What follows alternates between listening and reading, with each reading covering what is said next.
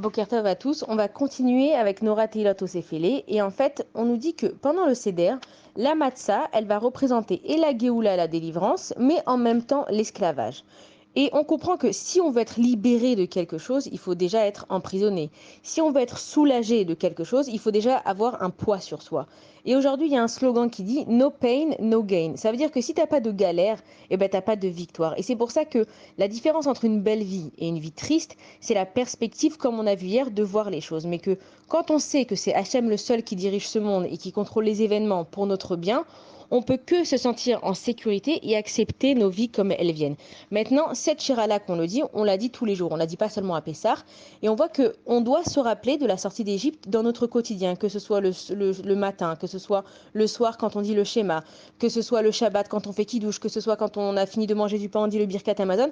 On voit que sans cesse, Hachem il nous demande de nous rappeler de la sortie d'Égypte. Mais on se pose une question, quand quelque chose il est mauvais pour nous, on essaye de faire notre maximum pour oublier cette chose-là, pour qu'elle sorte totalement de notre esprit avec des thérapies, etc. Mais si la sortie d'Égypte elle était tellement mauvaise, pourquoi est-ce que Hachem il nous dirait qu'il y a une mitzvah de se rappeler de la sortie d'Égypte et qu'on doit tellement souvent en parler?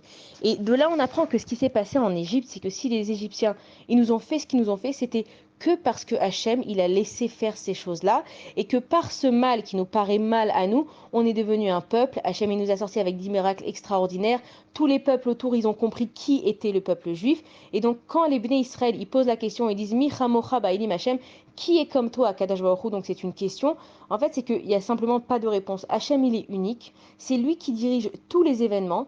Et qu'à travers la mitzvah d'accepter le mal comme le bien, c'est une forme de avodat Hashem, c'est une forme de servir à Kadosh Baruch Hu et de pouvoir arriver à Ivdou et Hashem Besimcha, de servir à Kadosh Baruch Hu dans la joie. Et on se pose la question, mais comment on peut tout le temps être joyeux? Comment on peut tout le temps servir Hashem dans la joie? Il y a des moments qui sont difficiles.